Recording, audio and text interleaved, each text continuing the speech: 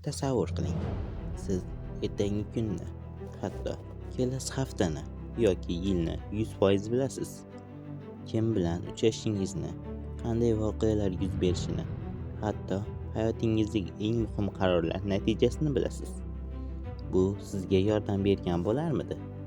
Bu holat hayotimizni qanday shakllantiradi deb o'ylab ko'rganmisiz?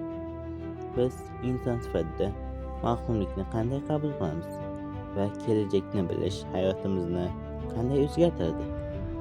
Aynan shuni bugun o'rganamiz va bu savollarga javob topishga harakat qilamiz.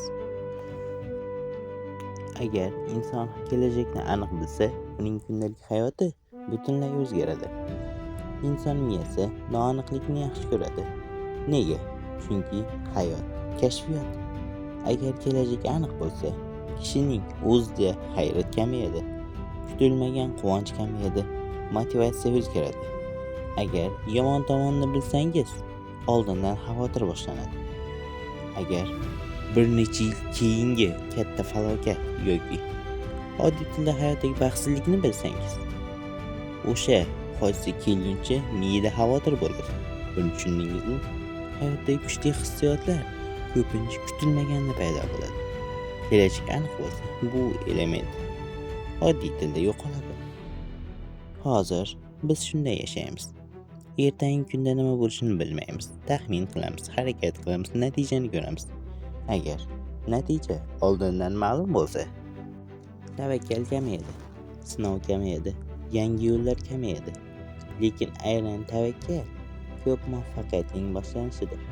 Demak, kelajakni bilish xavfsiz hayotni kafolatlashi mumkin, lekin hayajonni kamaytirish ehtimoli bor.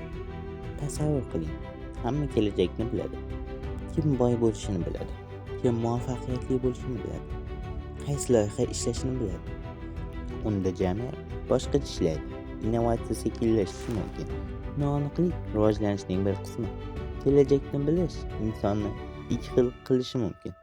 Birinchi variant, inson kuchli bo'ladi, chunki u natijani biladi, u ishonch hosil qiladi. Ikkinchi variant, inson ichki bosimni his qiladi, chunki yomon natija oldindan ma'lum bo'lishi mumkin. Eng muhim narsa insonning ichki holati. Eng katta savol: agar hamma narsa oldindan yozilgan bo'lsa, bizning tanlovimiz nimaga o'xshaydi? Agar kelajakni bilsak, u o'zgarmaydi yoki bilishning o'zi kelajakni o'zgartiradimi? Bu savol ham ochiq. Yakunda shuni aytmoqchiman. Qisqacha aytganda, kelajakni bilish hayotni barqaror qilishi va qarorlarni osonlashtirishi mumkin. Lekin hayrat va hissiyotni kamaytiradi.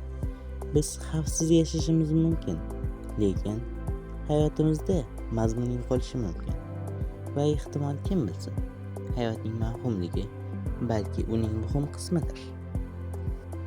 Va shuni aytib o'tmoqchiman.